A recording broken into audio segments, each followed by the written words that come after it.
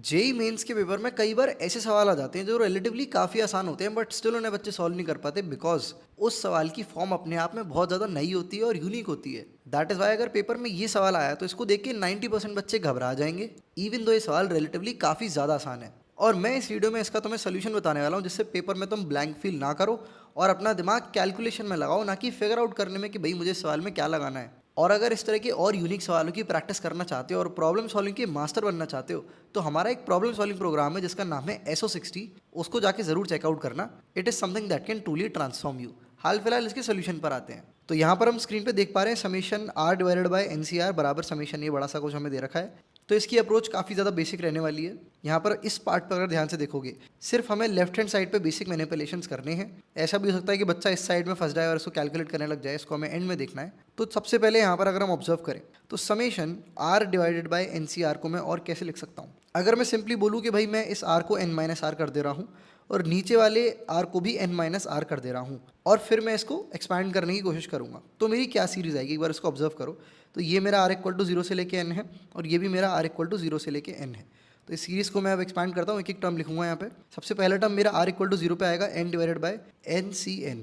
अगला टर्म मेरे पास आएगा n-1 divided by NCn-1 and it goes on. अब हम एट द एंड आर की वैल्यू एन डाल देंगे तो यहाँ पर आ जाएगा 0 डिवाइडेड बाय NC0। अगर तुम ध्यान से ऑब्जर्व करोगे तो ये सीरीज एग्जैक्टली यही सीरीज है बट रिवर्स में लिखी हुई है।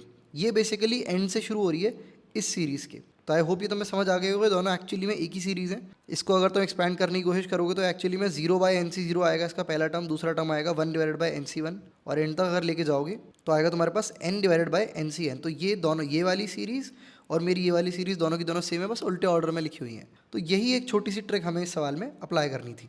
अब बड़े ध्यान से ऑब्जर्व करो, बहुत ही छोटी सी कैलकुलेशन होने वाली है, सिंपल सा फंडा है बस। मैं यहाँ पर क्या करने वाला हूँ, इसको ब्रेक कर दूंगा।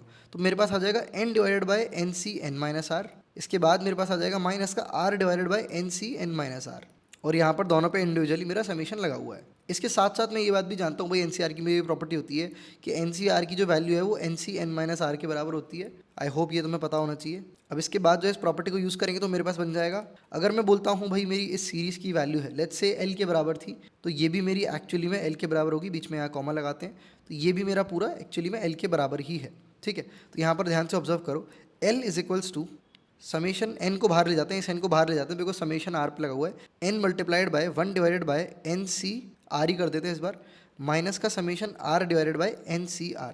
ये पूरा का पूरा आपके L के बराबर है। अब ध्यान से ऑब्जर्व करोगे तो यही सीरीज़ जो है हमारी एकदम से निकल के आ गई उसी सीरीज़ के, जब हमने एक्सप्रेशन को थोड़ा बहुत मोल्ड किया तो उस एक्सपेंशन में से वही खुद निकल के आ गया, जो कि हम यहाँ पर क्लियरली ऑब्जर्व कर सकते हैं ना। इसी की वैल्यू आपकी L के बराबर थी, तो एक्चुअली में यहाँ पर ये वैल्यू हमारी फिर L के बराबर हो जाएगी।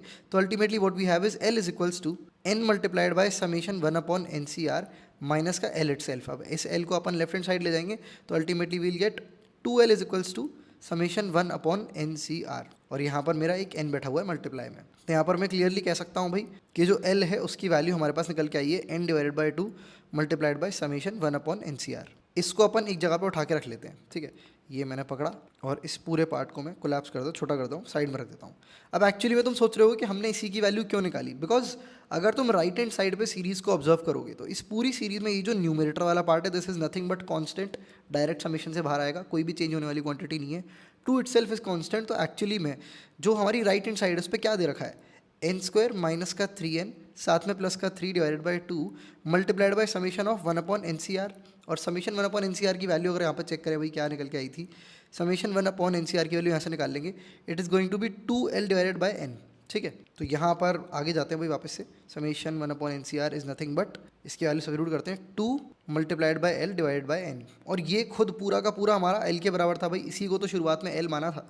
तो अल्टीमेटली देखो हमारे पास इक्वालिटी बन गई। इसको अगर हम एक्सप्रेस करने की कोशिश करें, L is equals to n² minus 3n plus का 3 divided by 2 multiplied by 2L divide by n और ये 2 से 2 क्रॉस कैंसिल हो जाएगा, L से L क्रॉस कैंसिल हो जाएगा।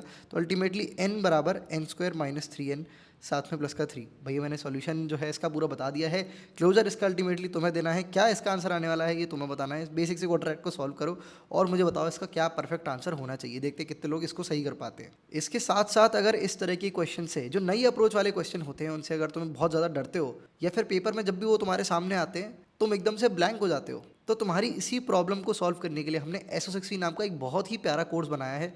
जो कि बहुत ज़्यादा फाइनली और वेल क्राफ्टेड है। उसकी डिटेल्स तुम्हें डिस्क्रिप्शन से मिल सकती हैं, जल्दी से आके चेकआउट करो। I would love to see you in the course.